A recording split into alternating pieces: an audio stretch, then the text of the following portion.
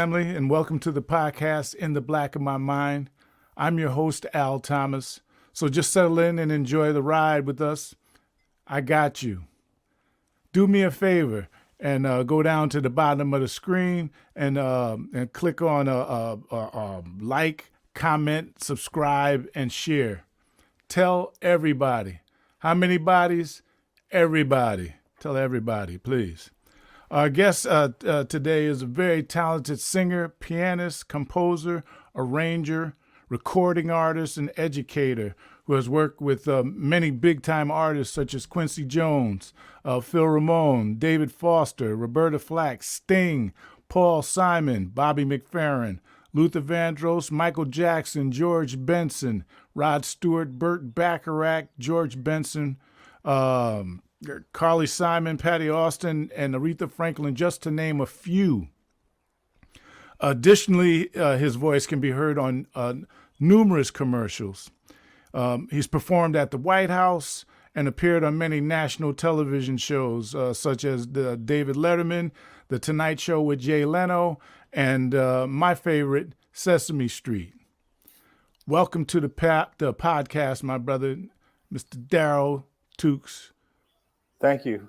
Thank you for having me, Al. Oh, man, thank you for agreeing to do this, bro. Yeah, of course. So where were you born? The Bronx. In the Bronx? Yeah. Okay. You want to hear something funny about that? Definitely. I've got a lot funny to tell you. I'm not sure how much time we Bro, have here. It's up to you, man. It's up to you. Because it's true. I was born in the Bronx, as was my brother. Mm-hmm. We were born at Bronx Lebanon Hospital. And my brother is, even though we're all the same age now, when we were growing up, he was significantly older than I am. Okay. But yes, you get to a point in life and everybody's in the same boat. Right. Yeah. But my mom went home to New York to give birth to her first son. And then many years later, she went back and gave birth to her second son with the same team. And, there's a lot of implications there because you got to realize when my mom left New York and came to Florida to be with her husband, my father, that was at a time when she was a full citizen in the North and not a full citizen in the South as a Black woman, you see. Oh, right. She was born in 1919, which was before women's suffrage, but then the Civil Rights Movement and the Civil Rights Bill didn't get signed until 1965. So all the things that happened during that time, we were living in absolute apartheid in the South. Oh, wow. And unfortunately, that's something that doesn't get talked about enough. However, it's true. And I'm one of the lucky ones who came from a great family, a great community, and around the campus of Florida A&M University, which everybody calls FAMU. So it was different for me. I was around a Black Wakanda long before there was something like that in a movie that we talked about. That was my childhood. Anyway, so I was born in the Bronx. Mm-hmm. And another funny thing about the Bronx for me is that one of my students recently, with my permission, used AI to write a paper about me.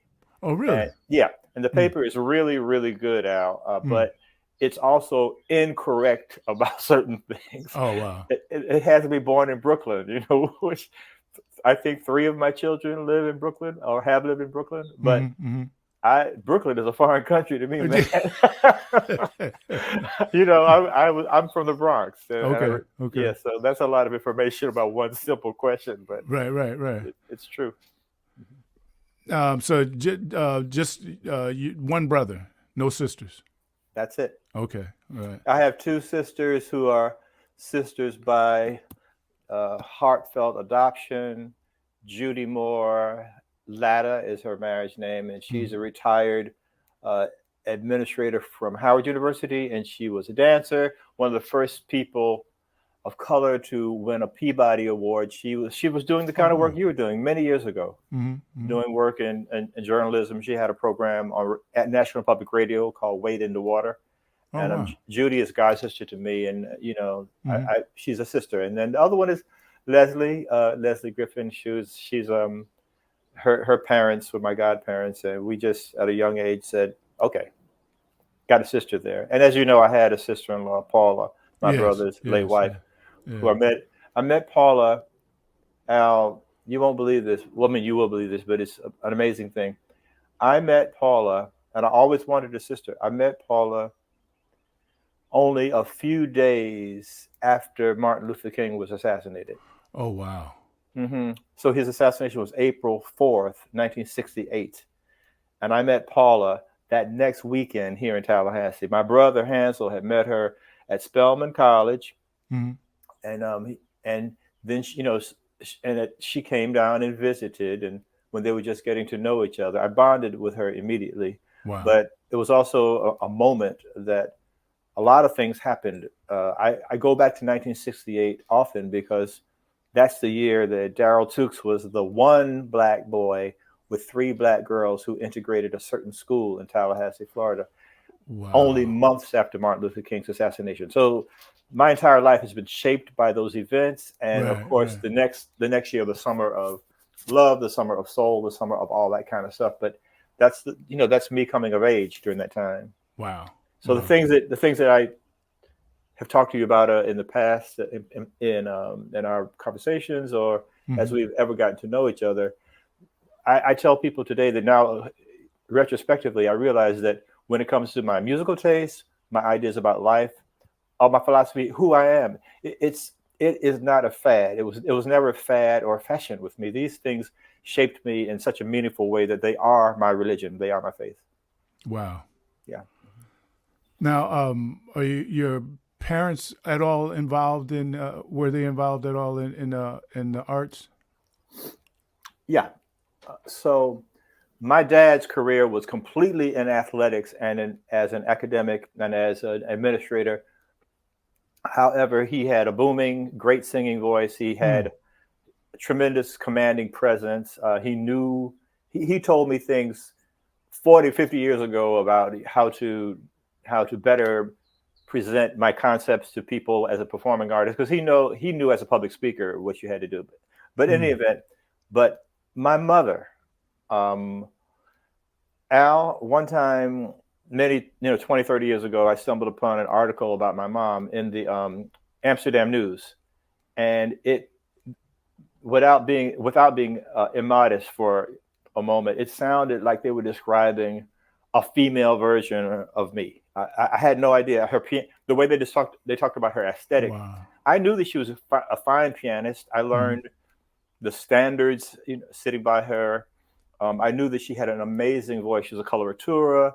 Her facility was just fabulous. My mother was not interested in show business, and there's a brief story to that. But when I read that article about my mom, her aesthetic, because having been on the Billboard charts in ways that black artists seldom were, when I was on there, I got to tell you, a lot of the resistance, not only to me as a black artist in the general population, but also among our own people, has to do with my aesthetic. It's like Dionne Warwick having to defend why she would do the kind of music that she did. Ask her; she'll tell you she had to her entire career. Right.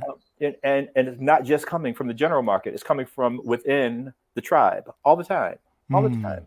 I'm sure you've experienced that. So yeah. But my mother was not interested in show business. The story is expansive, but focusing right on her mother. My mother's mother, her name was Benvenita Washington, and she was from Westchester, Pennsylvania, moved to New York, and she was just a bona fide star, Al. She was a contralto.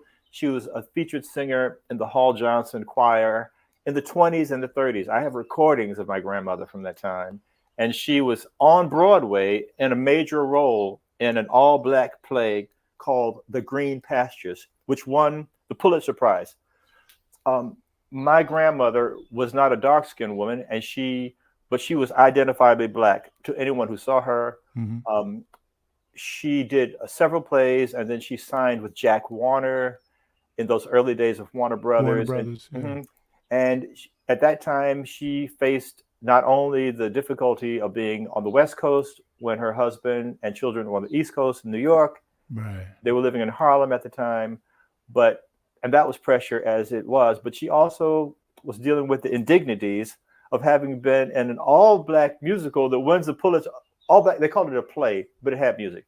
An all-black play that wins the Pulitzer Prize, and now, like every other black woman, she's subjected to nanny roles, prostitute Oh roles, man. hoe roles, and they even made her a lot darker with makeup. They didn't blackface Oh. her in that way, but they made her dark enough in the films so that the machinery of Hollywood could feel comfortable. Right. This is what a black woman looks like. There'd be no mistake. Yes, and the man who played the lead on Broadway of the Lord was a type more like my dad. He was a lighter skinned brother, but once again, identifiably a brother, Right, right. But in the movie, they chose a completely different man who was more what the role wanted for the film. We've seen all kinds of things in Hollywood and throughout our careers, but my mother had no longings for show business. But I can tell you that I carry in my heart, my soul, and I will from all my life, my grandmother's passion and obsession with the arts. That's who she was. And so this is why, even though I've had many conversations with my best friend, who's my brother, about what this thing is that you do and who you are, he learned a long time ago. There is no choice in the matter. And when I Right. when I taught at New York University, I'm no longer there. I'm at FAMU now. Hubba hubba. But I can tell you, back when I was at NYU, I would tell the students, because that is a machine of people coming from everywhere wanting to go to NYU. I would say, listen, if there's something else other than the arts that you can pursue in your life that you think will make you happy, I strongly suggest you go do that right now. Right. Yeah. Yeah. Because you see, if for some of us, even though we can do many other things, it would be a meaningless life. And Right. and that would not work for me. Yeah. My father used to say all the time, "It's more than just a notion." Oh, absolutely. Absolutely. Now, at what point did you all move from the Bronx down to Tallahassee? So it happened actually before my brother was born. My dad had the kind of job that a black man could get. What could a black man get back then in the mid 40s? Well, in the black community, you could be a teacher, a lawyer, a doctor, a preacher, an undertaker, that kind of thing. In the general community, you could be a chef, a domestic worker, a Pullman porter, a tailor. My dad was a tailor. We were clean as a board of health growing up. Al, I've got a suit in this very house that my father made, and even though he was more masculine than I am, our frames are very similar. And I can tell you this: he made a suit, man. It fits me like bam. Wow. It's to this very day. But so he was a tailor in New York, and making a living, and he got an opportunity. My brother wasn't born yet. My parents were married. That was a life. My dad got a call from his mentor, Coach Jake Gaither at Florida A&M University. My dad was the first person in his family to finish the 8th grade, and he was a great athlete.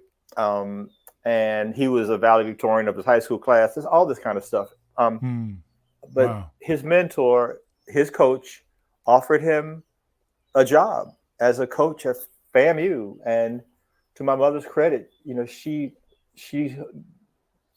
went along with it. And so they came to Tallahassee, Florida at a time when that was quite a change for a New York woman. But they made a great life and raised my brother and me here. So both of us were born in New York, but my parents had already moved here.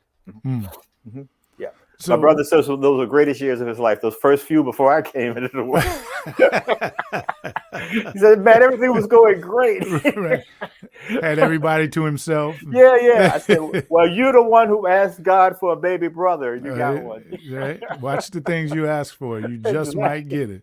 Next time you see him, tell him that. I most certainly will. So what was it like growing up in Tallahassee? Yeah, so I don't know how much of it is my memory of it or my experience of it. I am definitely somebody who experiences things. So I'm reading a book now from by someone who's considered one of the architects of behavioral economics, and And he makes a strong point about how so much of life is how we remember it as opposed to how we experience it. Mm, mm.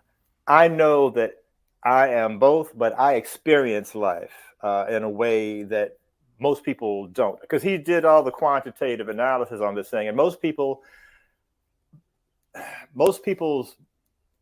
time on Earth is spent in the memory banks and looking at pictures. The question he asked, for instance, is if you could go on a cruise, if that's what you always want to do for your whole life, go on a cruise, but there was going to be some reason that you could have no pictures of the cruise, and you would take a pill to forget that you even did the cruise. He found the majority of people, therefore, would not do the cruise. Wow. Whereas, no doubt about it, I would absolutely do the cruise. No, I mean, I wouldn't think twice about it. Whether I could take pictures and have them to remember, or have no memory of the experience at all. The experience itself is everything to me. So when you ask about my time in Tallahassee, my memory of it is very beautiful, right? And also complex. But my time experiencing it was robust, engaged, and it was also a great experience. It's not like I'm looking back now and saying, oh boy, we really had fun. Look at my afro. I mean, I'm not that way. I do that, but the time we had to be, and some of the white kids who became my good friends, sadly, my two best friends that I made in high school have passed away, white guys, Mike and Jimbo. But I can tell you that they're guys who I wasn't that close with, who I've run into later in life. And they've told me, you know, Tookes, when you black kids came over to the school, we couldn't keep up with you guys. I mean, you were so far advanced. You were so much smarter. Well, the thing is, we had to be. Yeah. We had to be. And not only did we have to be able to perform by every metrical analysis of intelligence and everything else, we had to have poise. And character. We had to have character. We had to have patience. We had to have a lot. We had to. I'll tell you something. I was very close to my mother and father. I mean, they were my best friends. My brother could tell you that's the truth. And I can tell you that there's something that neither one of them heard from me while they were alive. And I think I know they know now because they're always with me. But I'm going to tell you and your audience. One thing that I did not tell my parents is that there was a very well-respected teacher at the school there when I was the only little black boy in that class. I don't know, 12 years old or something. And she told me I had to stay after class one day. And of course, you know, my stomach gets all upset. I feel like, what's going on here? And she says, no, you're not in trouble, but I got to talk with you. I said, oh boy, this is not going to end well. But I was really worried, and I can feel it even now.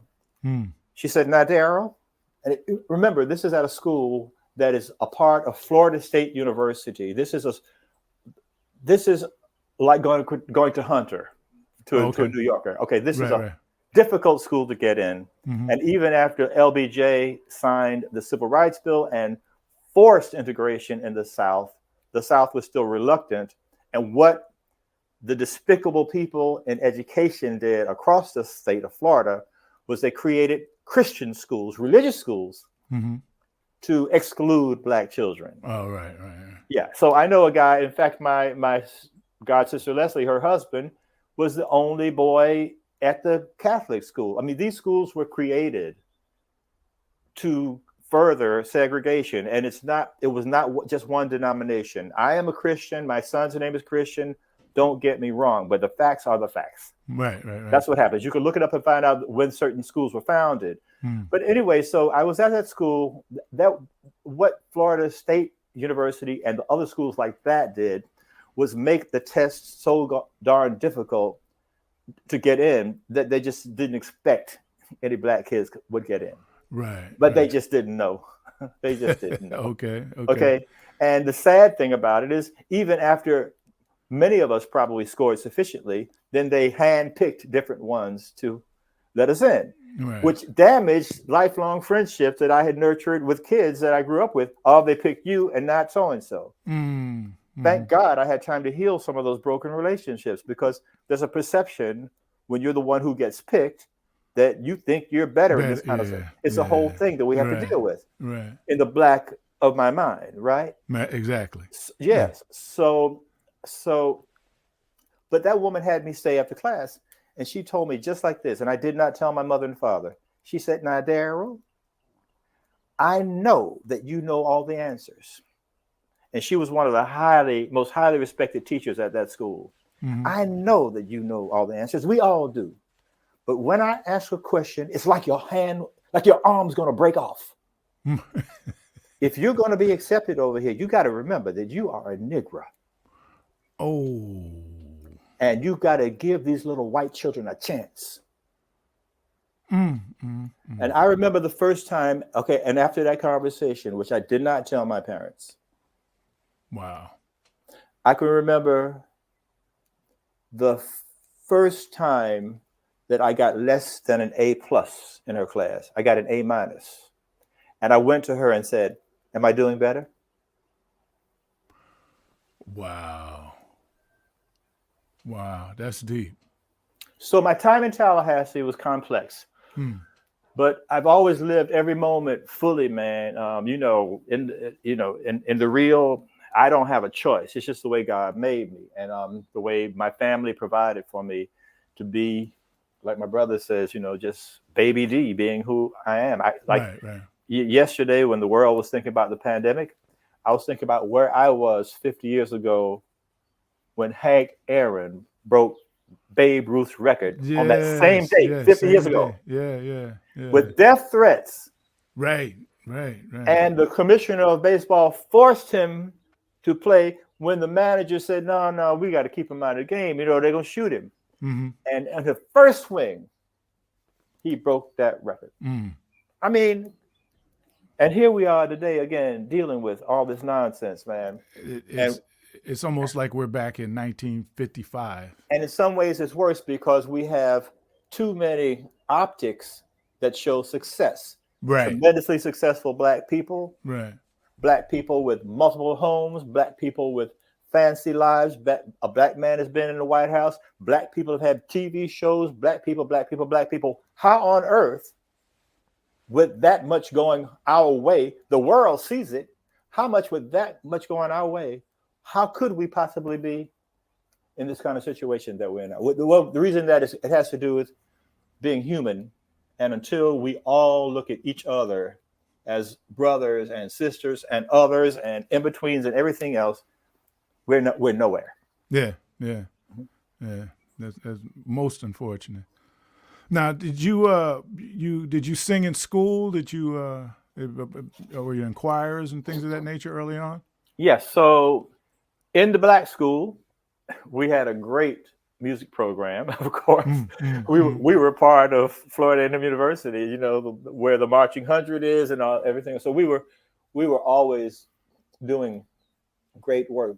In high school, to his credit, my music teacher was a man named Harry Martinez, and he heard my voice, and he immediately put me on certain songs as a soloist.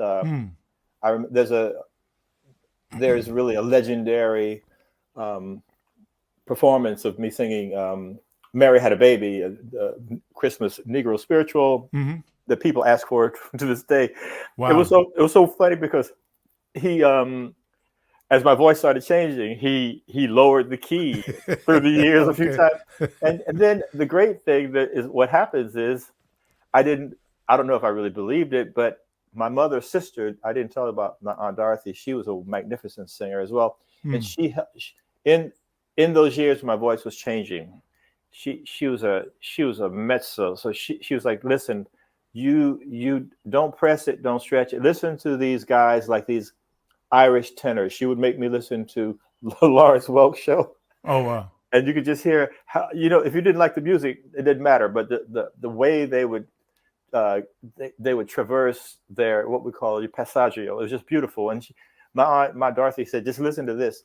And so she was really influential on my singing. And so was in college, I came back around and studied voice with my dad's best friend, and he was just a genius when it came to those kind of things. So yeah, and I've tried to pass along that pedagogy. When I do it with attribution. I've told many people everywhere I go that my professor of voice in college was a man named Curtis King, and he was my dad's best friend. Yeah. Wow. Now, where did you learn to play piano? Okay, that's a great question because I keep bringing my brother back into it because he he messed it up, man. So he was going to play clarinet. My parents bought him a Mm-hmm. clarinet, and he didn't stick with it. So my parents were sure that musical interest is a fleeting thing. So they Mm-hmm. were not going to invest in any of that for me. And they were great parents, but they were like, nah. So Yeah. yeah. So but anyway, in the Bronx, my grandmother and grandfather, they had a piano in their home. You might not know this because people seldom talk about it, but at the turn of the other century, coming out of the 1800s into the 1900s, home entertainment for people was sitting around playing pianos and reading sheet music and Mm-hmm. singing. Mm-hmm. Mm-hmm. And of course, we also know that Hitler destroyed a whole lot of piano companies in Europe. I mean, there's a whole lot to Right. that story. But back to my piano lessons, it came to a point when I was playing every summer because I spent every summer of my life with my grandparents. Mm. So from May to September, I mean, I was pushing it. I was, as much as I was a Tallahassee boy, I'm a boy of the Bronx. Mm. A boy of the Bronx, riding the subways at a young age. Give me a slice of pizza at a young age. I mean, that's my life as well as my life in Tallahassee. Mm-hmm. And once again, because of the way I'm always engaged with life, I was both. You see, I was both. I was not this or that. I was both. And so my parents realized, okay, this boy can play the piano. We better do something fast because I was playing. Mm-hmm. And then they started, like many people have started, and there's so many stories about it. I teach jazz history as well, and I identify with so many guys throughout history. They realize that standard, typical, wrong word, standard implies jazz standards, but traditional piano lessons, just did not seem to be the thing for Darryl. It wasn't really working. Mm. I wasn't flourishing.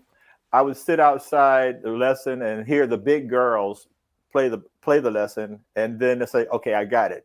So I've seen this kind of thing with two or three of my students through the years who are on the spectrum of autism, Mm-hmm. who have gifts that you can't even believe. I mean, one young man I'm really close to this day, he's in his 30s. I mean, he's just crazy, his ability to do that kind of thing. But I'm not trying to suggest that I have that, but I do know that a lot of musicians have something weird going on about us when it comes to how we process things. Right. And I was learning.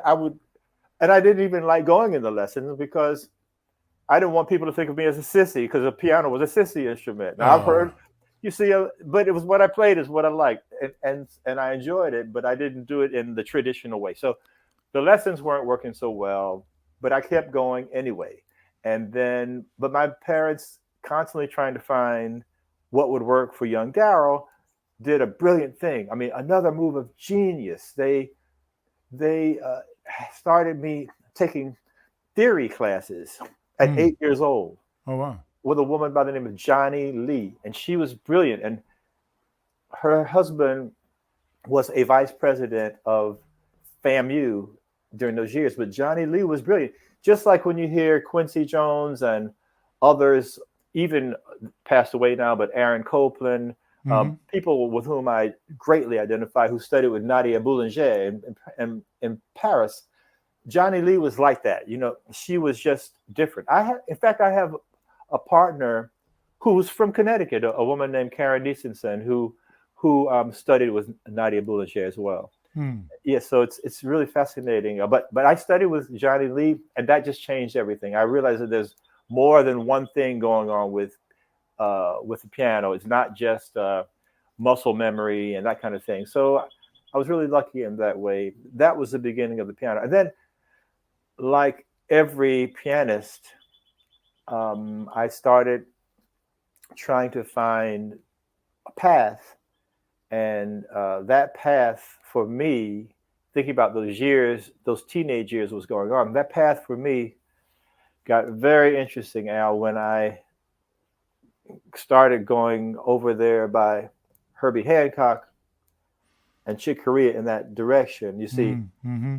And that's okay. So I can't play music. This is not going to work. These guys are too good. But then one day I'm minding my own business. I'm not taking piano lessons anymore, but I'm in what we used to call a head shop. You go there and you buy posters and paraphernalia and stuff and records and, vinyls. And you get to see these beautiful vinyl records and read them. And some guy comes over and says, hey, you want to hear this? You should check this out. I'm standing there in a store, I don't know, maybe 15 years old. I've already realized that I cannot be a piano player. These guys are too good because, Herbie, for crying out loud, Chick, for crying out loud. And then you try to find a path. Maybe the path is you play very lyrically, but then that takes you to Oscar Peterson and you say, this is not going to work. And then you think about being kind of avant-garde, Thelonious Monk, with whom I still greatly identify. Right. Or you go a little, and he died on my birthday, but you go a little bit further into it.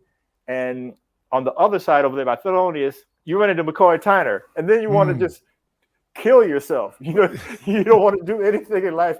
You want to go back to bed. But anyway, you kind of went with like the Mount Rushmore of piano players and stuff. Yes. And what happens then is all roads lead to Art Tatum. Right. And that's the beginning and the end of the world. Nobody should do anything. You shouldn't be a dentist. You shouldn't be an architect. Nobody should do anything but just sit here in awe of Art Tatum. It's just a mess. I know a man, a great guy. In fact, you've ever seen that road in Fairfield County, Lapham, Lapham? That sounds so familiar. Lapham, Louis Lapham. He's got a magazine called the Lapham Quarterly. He's advanced in age, but he's a pianist and a brilliant man and just a great person and a bon vivant. And he told me he actually was in the room one night with Oscar Peterson and Art Tatum. Taking turns at the piano. Yeah.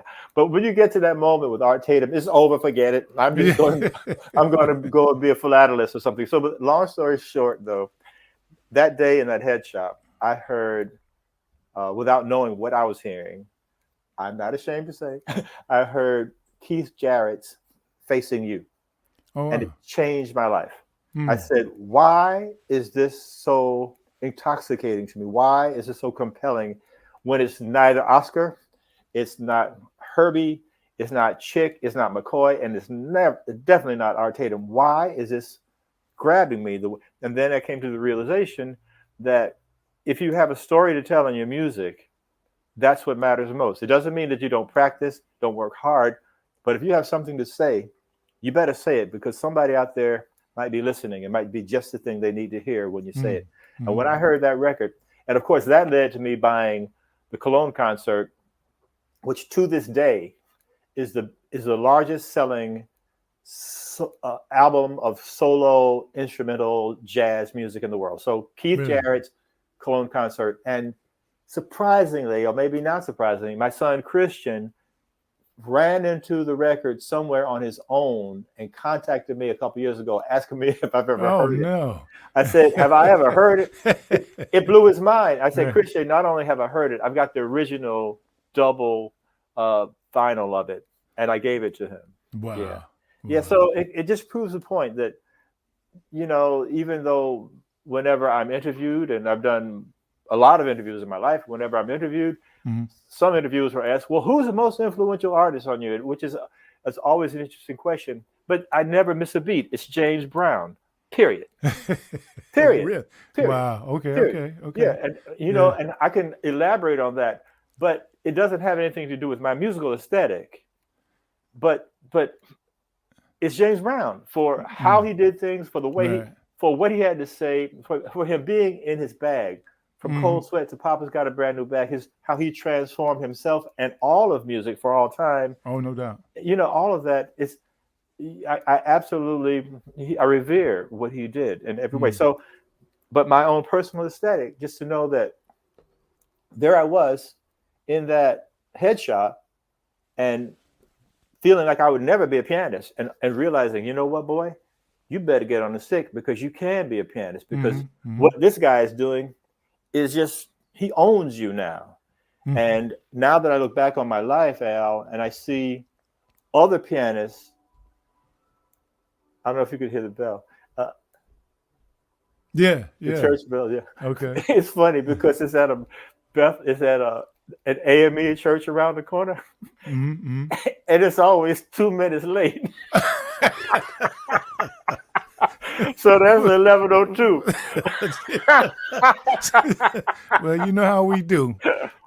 Yes, sir. Yes, sir. But we don't rush it. Wow. But anyway, it opened me up to saying, okay, which meant a lifetime of practice, to find my voice and to let it out. And I'm glad I have, because so many people are just, absolutely floored by my piano playing. And that never would have happened if I kept trying to pursue, Right. Art Tatum or Oscar Peterson.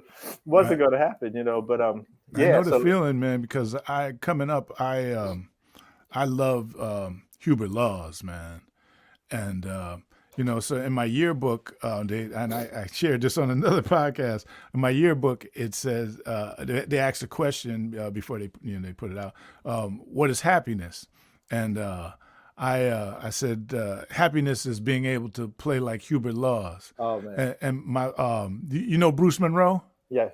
Bruce was my flute teacher, and Bruce said, he looked at me, he said, "Damn, man, you ain't gonna never be happy." Well, it's so funny, man. One of the first albums I did, and this was really validating to my parents. I had the most supportive parents in the world, period. Yeah, but one of the first records I ever did was a Hubert Laws record. Oh, is that right? Yeah, I hit New York professionally in 1977 and did not look back. I mean, I recorded on Hubert Laws records, George Benson's records. Of course, George has become a lifelong friend and supporter. I mean, oh wow. What he says, Tookes, man, nobody got a voice like yours, man. Nobody sings the way you do. But yeah, Carmen McRae, Buster Williams. I hit the scene and was able to get on a lot of records that mattered to my mom and dad, because they identified with some of those artists. I wasn't genre specific. I just loved the work, but it did validate the fact that I was heading in the right direction. But what I was about to say a moment ago about finding now, these many years later, looking as I have been teaching, because now I'm as you know, I'm director of music industry studies at Florida A&M University. I came back after 44 years. I came back to this role, and it's amazing to be here. And we just, the board of trustees and the president just voted to approve the renaming of the music program that I lead in honor of our alumnus Cannonball and Nat Adderley. So oh wow. Yeah, so April 18th, I'm not sure when this will be played, but a week from this Thursday, we're going to have the official naming program.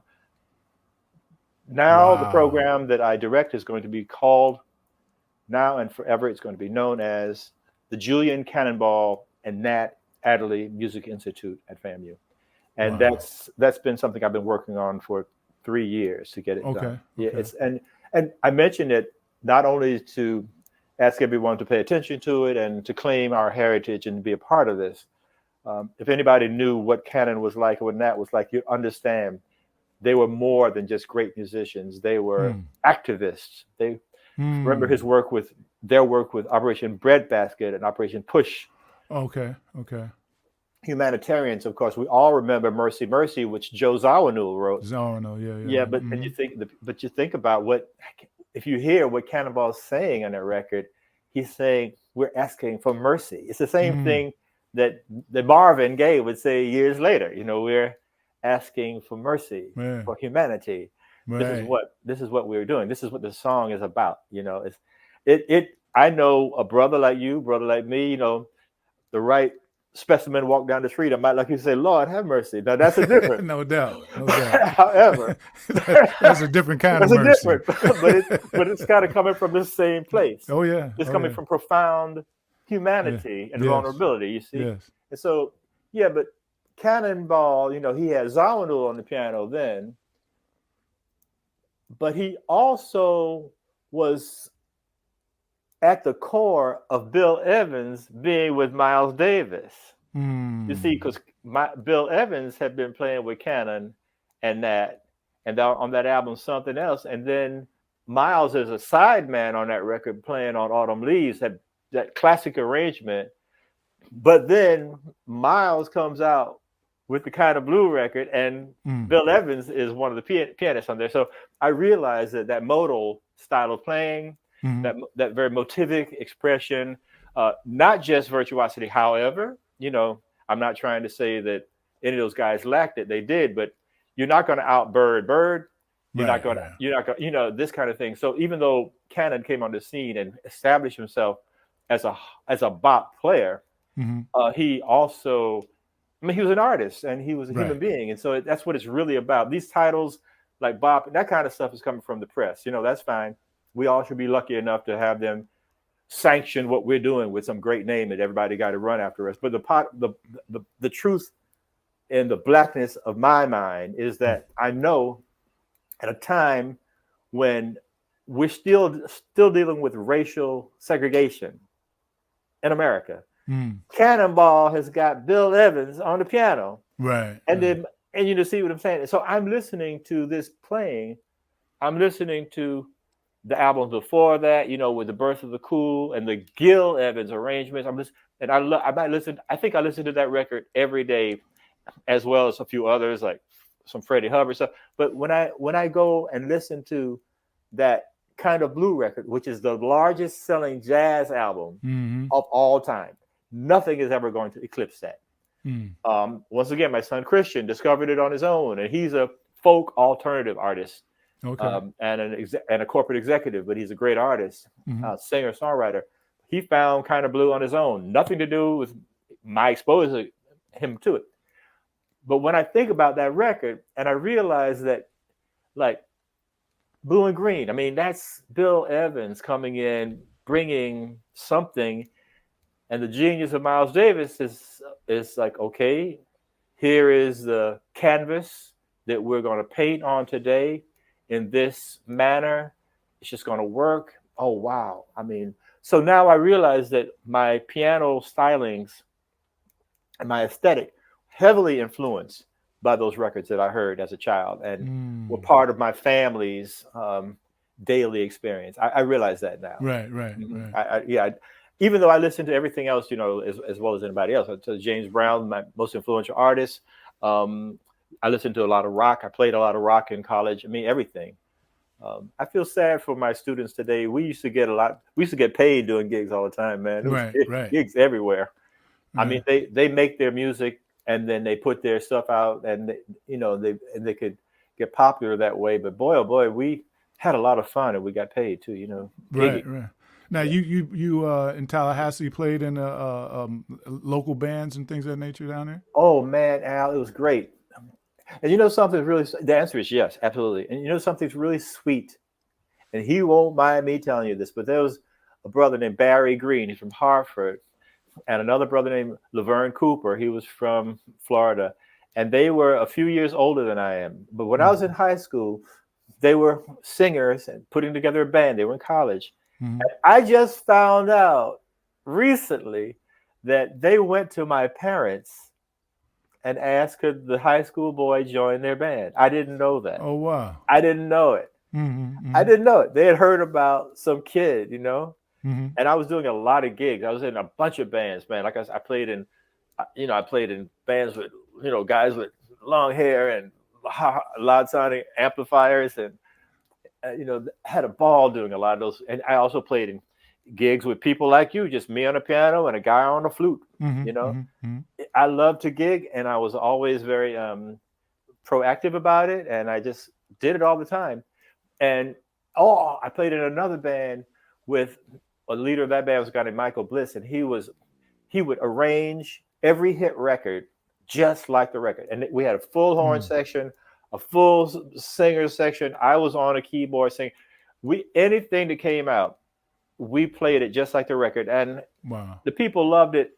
That wasn't my most fun band to play in. I love the guys, but I don't ever like doing something that way. I identify more like with Thelonious Monk and Miles Davis, people who are doing something in our own weird way. Right. And that band demanded that we do things was a show band, you know. Got you. Yeah, Mm-hmm.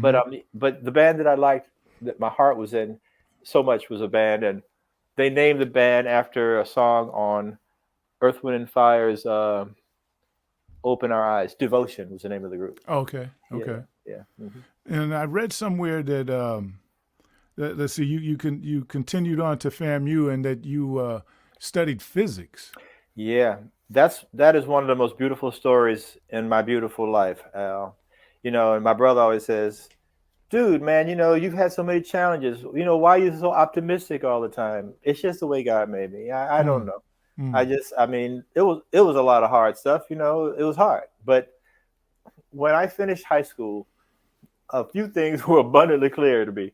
One thing was that it was a great time to be black in this country because just like you were the same generation, opportunities were coming for us that did not come in previous mm, generations. It was a first. mm, mm. Everywhere we go, we the first black person who did this, who did that, etc.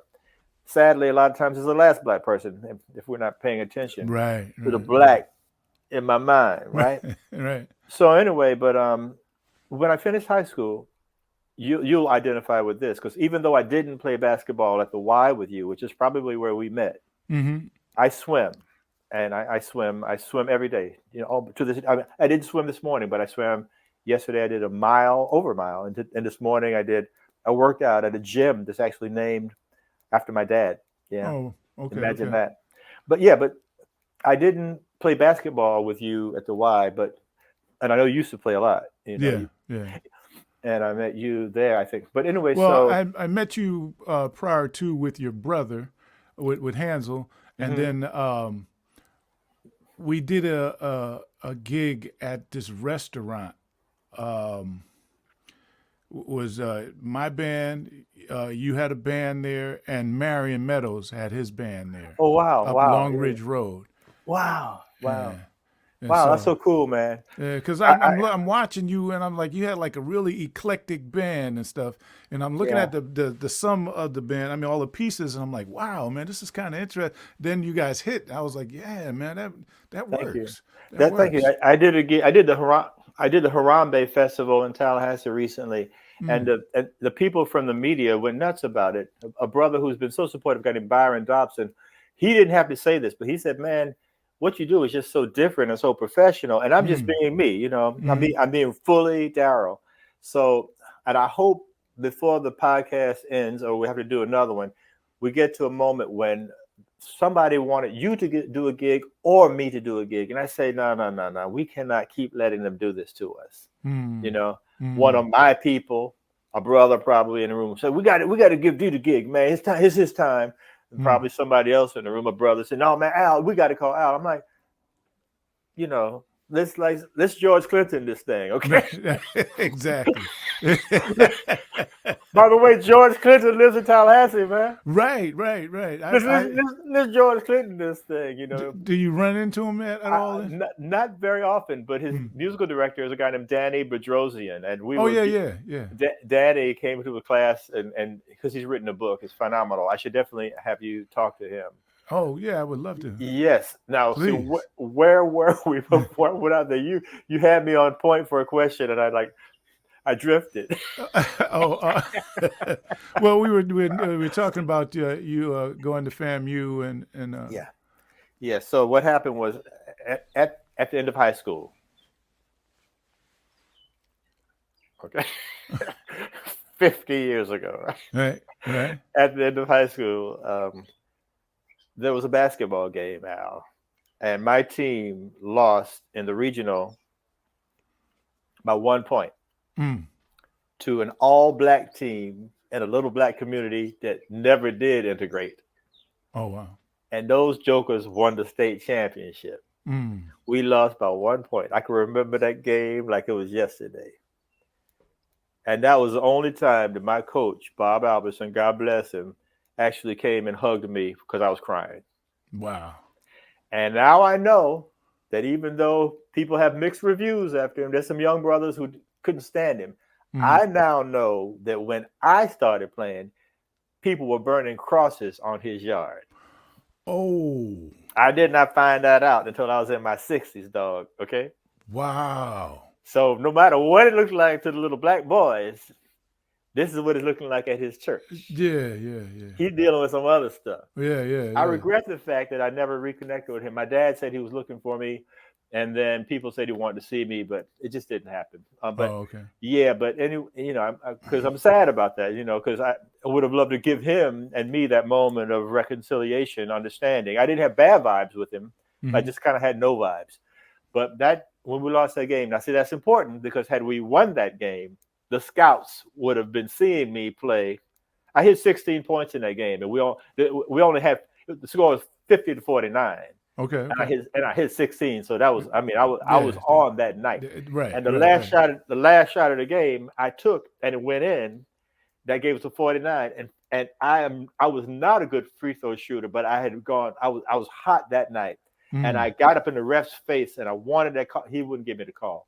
That's why he wouldn't give me the call. I wanted that pressure on myself. Bottom line is that I saw that happen with my son Channing in a game too. God bless him. He hit both of them. He hit both of the free throws. My father said, "D man, when you're at that line and the pressure's on, it looks like that goal is in another zip code." Yeah, I know that's right. But anyway, it gets smaller and smaller. Smaller and smaller, man. Yeah. But I saw great athletes. I saw my dad's teams in football and golf and tennis. I mean, Althea Gibson, the first black person to win Wimbledon, babysat for my brother, man. She went to family. Wow, I knew Bob Hayes like I know you. I know the Cowboys, but yeah. But I knew Bob Hayes like I know you, man. Bob Hayes, I remember the last time I saw him, man. Man, he hugged me and kissed me, man. He said, "Darryl, I wish I had never lost what you guys have here." I mean, we came back for Leslie's father's funeral. Pete Griffin, who was a track coach, who discovered, mentored, and trained Bob Hayes. When Pete Griffin died, man, Bob came to Tallahassee. I came to Tallahassee. And Bob just like, because, he had gone through a lot, it's not no secret, but he just said, "Man, I just wish I never lost what you guys have here." We got soul. We got soul. Yeah, and we are super bad. Super bad. That's right. But anyway, I knew that I wasn't a great basketball player. I was a good basketball player. The best thing I could do, I wasn't allowed to do, which I could dunk. I could dunk every which way, but it was illegal. Oh, right. You get a technical foul for it, this kind of stuff. We couldn't even showboat in the warm-ups. Me and my boy Quint Wilson, who I recruited to play with me, because I played against him in a summer league. I was like, I want this guy to come. You got to play with me. He got to play with me, and we became great friends. And he's a real funky drummer too, and a great guy. But anyway, if I hit 16 points that game, he hit 18. He was a better scorer. But we were a great team together. And long story short is that I knew the difference between really good and great, and elite. I also knew the fleeting moments of an athlete in their prime, and I was like, it's like when I don't know if you ever met Arthur Ashe, but I did, man. No. I met him at the New Canaan Y at a birthday party for the kids. Yeah. Wow. Yeah, but Arthur said to Michael Jordan, who's born the same day I am, February 17th. Arthur said to Michael, "We need you to come forward and help us to unseat Senator Helms in North Carolina. You're the most popular person in the world." And Michael said to him, it's in Arthur's books. I'm not hating. It's in Arthur's book, Days of Grace. Michael says to him, "I'm not a politician." And Arthur said, "If some of us felt that way, you might not even be a basketball player." Now that seems incredulous considering the greatness of Michael Jordan's skills. Right. But there are people like Herman the Helicopter, Amanda, these people who are legendary guys from New York, from the Rutgers League and this kind of thing. And I've seen careers end for the person who's going to be the most exciting player of all time. I've seen careers end on one injury, like Lenny Hall out of Philadelphia, or Len Bias, who was going to change Boston Celtics. Yeah. I mean, one false move, and it doesn't happen. So I was aware of that. And I often compare the career of an artist over a long period of time to short periods of time for athletes. But I knew, that wasn't going to happen. Some interesting things about that. But And then I knew with the music thing, well, everybody plays music. I've already got this figured out. I do gigs, I network, but not just network in a shallow way, but I work with people, I connect with people. And I also knew that kind of in a weird way, it used to irritate me being around people just practicing all the time. Just the noise of it was too much for me. I was like, you asked me to set up a place to do this interview. And quite frankly, at first I thought it was radio. I didn't realize it was going to be camera as well. Oh, but I've done a lot of stuff this way. But I said, well, where will I be most comfortable? Most at home. And it's like we both got the memo, got on the same color shirt. It's like okay. It's like the band memo, right? But, exactly. Oh, we're gonna be wearing we're gonna be wearing this. But I just know I like being at peace, and being around a lot of sound is a lot for me. Until I got that job at the call to be a founding professor of something special at New York University, the thought of being around people singing all day and making music all day, that's just a lot. I need more of a solitary kind of practice environment for myself. But long story short, that wasn't going to work. And I didn't really have a clue. I just was sitting around. I'm sure just like you, with a pile of letters to go to this school or that school, and some came with money and some came with more money, and it was just boxes of offers to do stuff, and I didn't know I didn't know what I was going to do. And then the telephone rang one day, and once again, my parents were just strategic geniuses. I don't know if this came because of them or just that they created an environment for me to find myself. I think that's what it was. A call came one day from a man named Herb Jones, and he was the chairman of the physics department at FAMU. Now, keep in mind, I had been away from the FAMU, for FAMU as a school now for 6 years because I'm over integrating. Oh, right. Yeah. Right. Mm-hmm. And I had been away from it. And like my brother and those guys, they're the ones who were integrating the colleges. By the time I came along, it was okay. So now is the time, and we know it can work. And where are the next batch of Black students who would qualify for this? And so, interestingly, on the sports side, it was that very year that Moses Malone and Darryl Dawkins went in basketball hardship. Wow. Amazing. You have to come in hardship.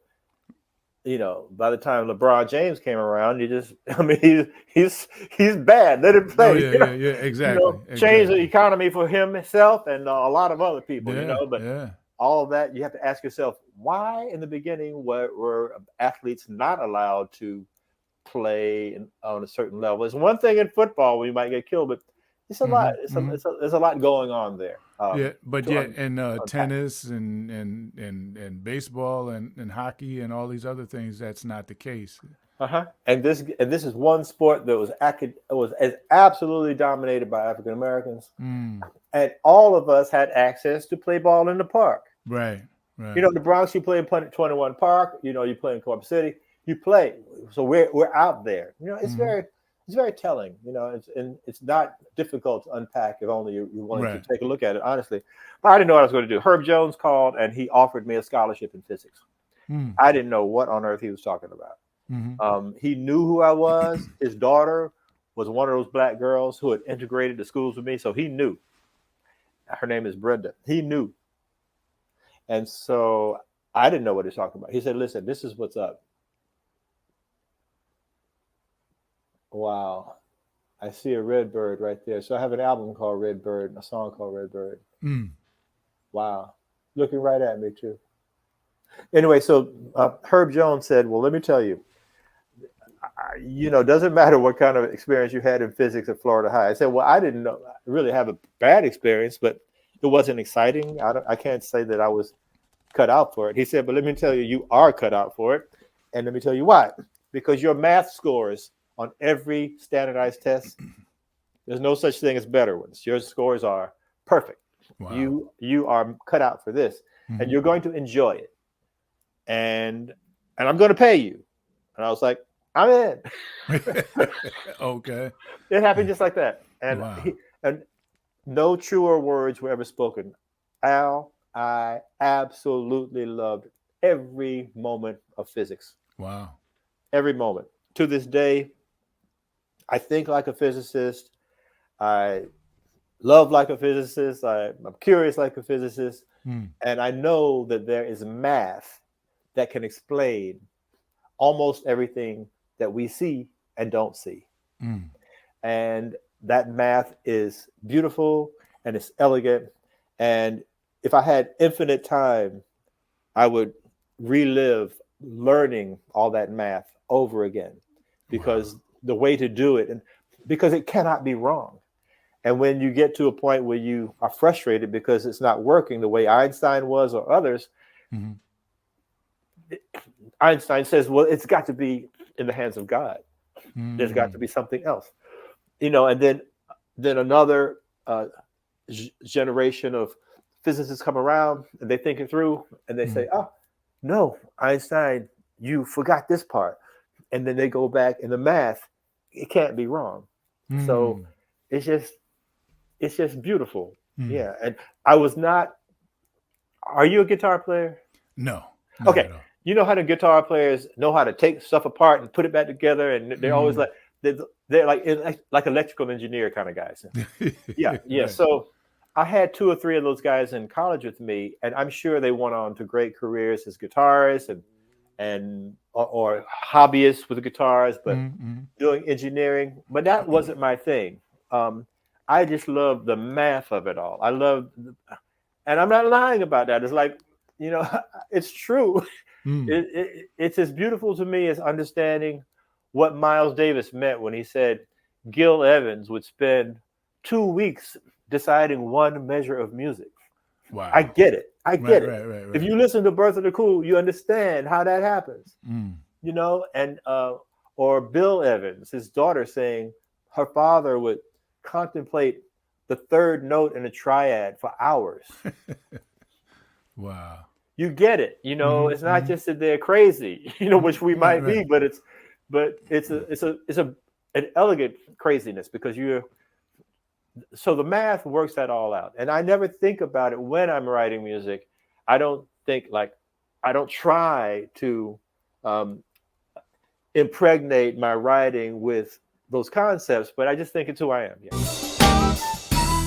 Brother Darryl's story was so interesting, we had to make it 2 parts. So y'all tune in next week for part 2. In the meantime, please subscribe, like, share. Y'all know the drill. And y'all be blessed.